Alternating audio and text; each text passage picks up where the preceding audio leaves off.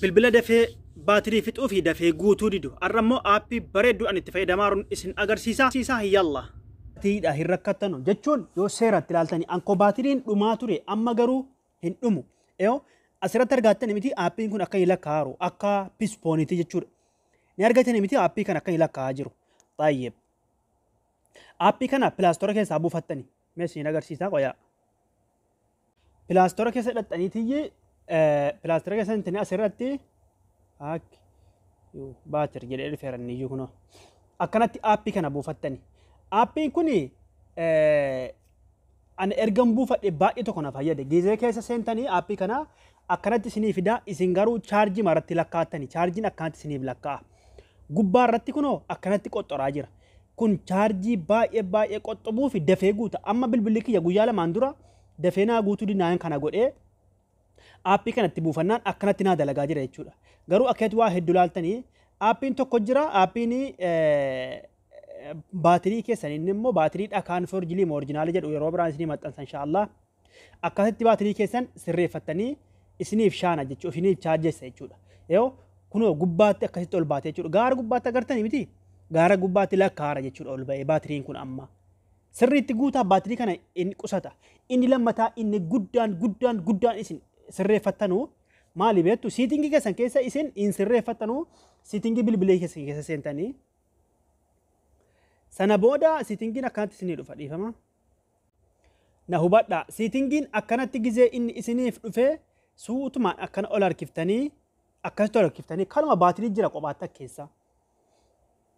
Isiniif galee baatiri in the device isin jettu kana baatirii jettu kana mallattoo an xiyyeetti qabe kana akkana galchuu qaaftani. Asirratti warri baatiriin keessan chaarjii fixee yookiin isinii guutuu didaaru kun jalqaba irratti baatirii wanni jedhu kun diimaa fa'aa isinitti bobeessa. Isiniif galee diimaa isinitti bobeessa. Mallattoo xiyya gaaraa isin xiyyeetti qabe naan argattanii mallattoo shabakaa kana. Isin xiyyeetti diimtuu irratti bobeessite kun rakkoo qabdi jechuudha. Amma nan sirreeffadha. Kanaafuu bakka baatirii isii gubbaa kana keessa gasseentan akkasitti. Hubadhaa. Baatirii keessan asitti ilaallattanii kunoo. Baatirii keessan asitti sirrii ta'uu isaa ilaallattanii sana booda immoo maal gootana keessa dhuftanii akkeessa gizee seentanii gadi buutanii bakka moor baatirii jettu kana siitingii jettu kana akkas yoo gad cuqaaftanii asirratti kiyya cufti isaayyuu banaadha. Kun isa gubbaatti mul'atu isa dhiisu rakkoon qabu suni isii gadii kun keessan cufaa jirti chaarjingeetti isii kana akkasitti yoo godhattanii baatiriin keessan dafee guutasii dhumaatiin isaa hin hir'isa. Waan kana gootanii ilaaltanii. Ifa isiniif ta'eera miti bakka itti seentan agartanii miti. Gizee dhuftanii gubbaa irratti kunoo bakkuma baatirii dhukaan xuxxanii sana booda akkas ol harkiftanii dakuma irratti gara gadii makaratti akkas cuqaaftanii asii isa dhumaa irratti keessan akkanatti jirti banaa gootanii. Hubattanii sana booda ol deebitanii asitti keessan diimaa isinitti bobeeyti bakki baatirii kun yookiin diimaa bobeessuun malaadhiisa. Asitti waggaa akkas gootanii lakkaa'ee akkanatti isiniif fattasha akkanatti isinii qulqulleessa. Eegaa amma akka lakkaa'ee eegateen dhibba naa guute jira. Akkasitti godhattanii dhibba isinii guutee akkeessa qulqulleeffatan jechuudha. Agartanii akkanatti dhibba naa guute jira. Keessanis akkas ol god jettu kana akkanarra isiniif ta'u dirqama akkas ta'uu qaba. Sana booda yeroo hunda har'a qofaa miti har'a gizeen isin agarsiisu qofaa miti yeroo hunda mee isii qayyinatti bobeessaattu kana yoo seenne ilaalle immoo bakka kana gizee dhuftanii immoo akkasuma gaxuxxanii hamma ni nazzafee fixutti dhiifama. Kun rakkoon qabu kaane dhiiftanii kan rakkoon qabu akkasitti sirreeffattanii baatirii keessan inni guddaan akkasii jechuudha. Inni jalqabaa immoo inni itti aanu immoo inni guddaan isin dagachuun qabne kanuma sirreeffattanii waan biraa rakkoon hin jiru kanuma keessa bakka baatirii hedduu kana galtanii hedduun keessa inni beektan jedhee yaada kanuma yeroo hunda har'a qofaa miti har'a gizee viidiyoo agartan kana qofaa miti yeroo hunda jechuudha.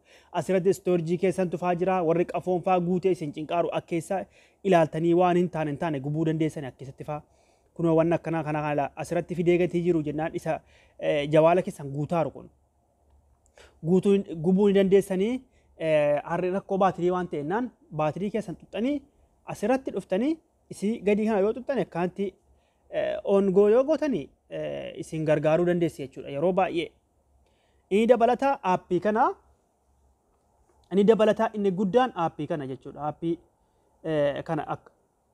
Aappii kana jechuudha. Aappii kana an amma itti fayyadamaan jira. Wallaahi an kana buufadhee itti fayyadamaan akkuma agartanu gubbaa irratti kunoo. baatirii duraan naa guutuu didee dafee naa guutaa dafee na fayyada jechuudha. Dafee naa guuteetiyyi naafis dafee hin fixu. Garuu dheengaddatuun aappii kana fayyadaminiin dura baay'ee tokko narratti fixaa ture. Inni ittaanu immoo hin qusata amma fakkeenyaaf inni ittaanu immoo waa'ee baatirii kana nama hedduun na gaafate asirratti dhuftanii bakka kanatti yoo dhuftanii masalaalii zeeroo akkas gootanii masalaalii itti gootani. Urjii masalaalii duwwaa 228 gootanii masalaalii itti gootan akkanatti. Gizee akkanatti isinii fudhate akkanatti dhufee isii gadii kana gizee isin xuxxanii qollofata bilbilli keessan amma yooni qollofee chaarjii intaraan irratti dhaabbata viidiyoo awwaraabaru jechuudha. Kunaafuu kun sisteema baatiriiti waan ta'e akka keessaa ilaaluu dandeessanii barreeffama isaa warri dandeessanii dubbiftanii ilaaltanii sisteema baatiriiti. Kanattuu akkana booda infitu an kanatti fayyadamaara. An aslan waan itti fayyadamu malee isin hin barsiisu. Waan itti fayyadamee na fayyade isin hin barsiisaa waa kan isin barsiisu. Kanattuu itti fayyadamaa kanatti aappiin kun immoo baatiriin orjinaala ta'uu fi orjinaala hin taane dhakaan jechuudha isin agarsiisa ture. Garuu kun naaf banamuu dide naaf hin sirroomne guyyaa inni banametti isiniif maxxansa baatirii dhagaa keessanii warri didee kanarra darbee isin duraa fixe jechuudha. Obboleewwan kiyyaa galatoomaa ulfaadhaa kana fakkaata.